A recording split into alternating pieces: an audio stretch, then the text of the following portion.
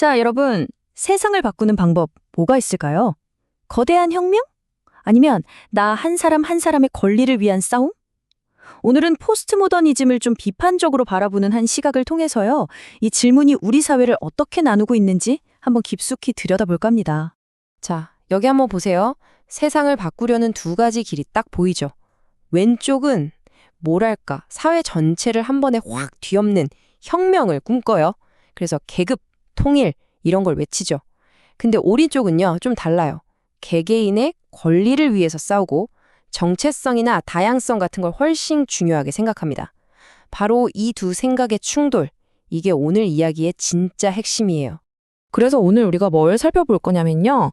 우선 하나의 큰 이야기 대 여러 개인의 이야기. 이 대립에서 시작해서 포스트 모더니즘이 어떻게 등장했는지 볼 거고요.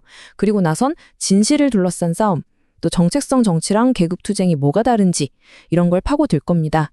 그리고 마지막으로 어쩌면 가장 중요한 질문이죠. 이 모든 흐름이 과연 누구에게 이득이었을까 하는 아주 날카로운 질문까지 가보려고 합니다. 자, 그럼 첫 번째 이야기부터 시작해 볼까요? 대체 어떻게 우리의 관심사가 우리 모두의 문제에서 나의 문제로 쓱 옮겨가게 된 걸까요? 이 집단에서 개인으로 넘어가는 거대한 흐름, 그 시작점을 한번 따라가 보죠. 생각해보세요. 1980년대에는요, 목표가 딱 하나였어요. 바로 사회 전체를 바꾸는 거였죠. 개인의 사소한 고민 같은 것보다는 다 같이 역사의 수레바퀴를 굴리는 그런 거대한 집단적인 움직임이 제일 중요했던, 바로 그런 시대였습니다. 그런데 90년대에 딱 들어서면서 이 거대한 이야기에 금이 가기 시작합니다. 사회 전체를 설명하던 그 단단한 틀이 와르르 무너지고 그 텅 빈 자리를 이제는 개개인의 목소리, 인권, 또 아주 사적인 이야기들이 막 채워나가기 시작한 거죠. 자, 그렇다면 이 변화의 한가운데 있는 포스트 모더니즘, 이거 대체 정체가 뭘까요? 이 사상이 도대체 어떤 역사적 배경에서 태어났는지 한번 자세히 들여다보겠습니다. 자, 이 역사의 흐름을 한번 보세요. 1956년에 스탈린 비판으로 균열이 시작되더니 1968년에는 전 세계적으로 저항의 물결이 일었고요. 마침내 1991년 소련이 붕괴하면서 정점을 찍습니다. 이 굵직굵직한 사건들이 뭘 의미하겠어요? 이게 정답이다라고 말하던 그런 거대 이데올로기들이 더는 힘을 못 쓴다는 아주 강력한 신호탄이었던 거죠. 바로 이런 이념적인 공백 속에서 포스트 모더니즘이 얕은 겁니다. 핵심은 이거예요. 더 이상 거대한 이야기는 믿지 않겠다. 세상은 하나의 정답으로 설명될 수 있는 게 아니고 수많은 관점, 또 저마다의 상대적인 진실들로 이루어져 있다는 생각인 거죠. 그리고 이 슬로건, 개인적인 것이 정치적인 것이다. 이게 진짜 시대의 변화를 딱 한 문장으로 보여주는 겁니다. 무슨 말이냐면 이제 싸움의 장소가 더 이상 무슨 국가나 국회 같은 거대한 곳이 아니라는 거예요. 바로 우리의 침실, 부엌, 직장 이런 일상으로 옮겨왔다는 거죠. 내 삶의 모든 순간이 다 정치적인 문제다. 이런 선언이었던 겁니다. 자, 이제 논쟁의 가장 깊은 곳, 바로 심장부로 한번 들어가 보겠습니다. 진실이란 과연 뭘까요? 이 질문을 둘러싼 아주 근본적인 싸움에 대한 이야기입니다. 움베르토 에코의 이 문장이요, 포스트 모던적인 관점을 정말 완벽하게 요약해 줍니다. 무슨 뜻이겠어요? 완전하고 명백한 진실 같은 건 없다는 거죠. 우리는 그저 세상의 틈새로 진실의 조각들을 엿볼 뿐이라는 생각입니다. 그렇다면 핵심 질문은 바로 이거겠죠. 모두에게 똑같이 적용되는 객관적인 진리. 이거 정말 환상에 불과한 걸까요? 여러분은 어떻게 생각하세요? 이 질문에 어떻게 답하느냐에 따라 우리가 세상을 보는 방식이 완전히 180도 달라집니다.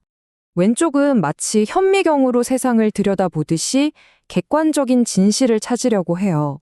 하지만 오른쪽은 진실이란 건 마치 만화경 같아서 보는 사람의 관점에 따라 계속 모습이 바뀐다고 말하죠.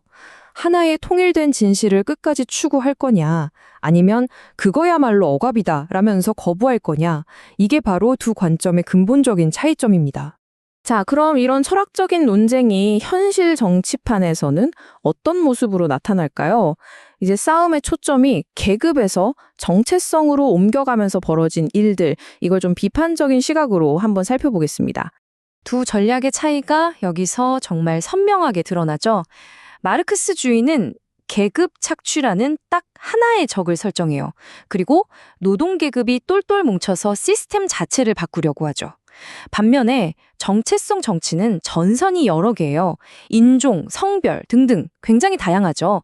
목표도 시스템 전복보다는 각 집단이 우리를 인정해달라고 그 권리를 얻어내는 데에 더 초점이 맞춰져 있습니다.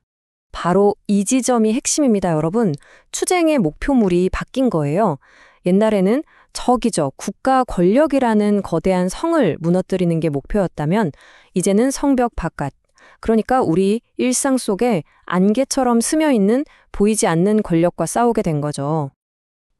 자, 이제 가장 도발적인 마지막 질문에 도착했습니다.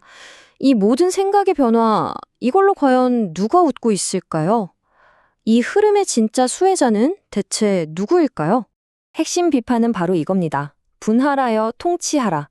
마치 뭉치면 강한 밧줄 같았던 저항 세력을요, 정체성이라는 가위로 싹둑싹둑 잘게 잘라서 흩어버린다는 거예요. 결국 저마다 다른 목소리를 내게 만들어서 거대한 시스템에 대항하는 큰 힘을 약화시킨다는 주장인 거죠. 그리고 이 주장은 그냥 나오는 게 아니라 구체적인 역사적 사례들을 근거로 둡니다. CIA가 예술가들을 농원했던 문화 냉전이라던가 인권을 내세워서 군사 개입을 정당화했던 것, 심지어 특정 정체성 그룹에 돈을 대줘서 다른 나라 정권을 흔들었다는 의혹까지, 이 모든 게 결국 강대국의 전략적인 도구로 쓰였다는 아주 날카로운 비판인 겁니다. 결론은 이겁니다.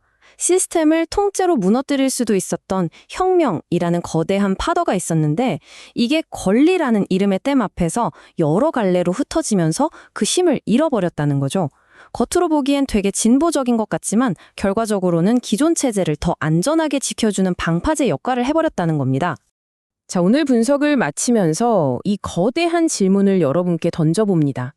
우리 모두에게 영향을 미치는 저 거대한 시스템이라는 숲을 보면서 동시에 개개인의 권리라는 나무 한 그루 한 그루를 어떻게 함께 지켜낼 수 있을까요? 우리를 위한 투쟁과 나를 위한 투쟁, 이 둘 사이의 균형점을 찾는 것, 이게 어쩌면 이제 우리 모두의 숙제가 아닐까 싶습니다.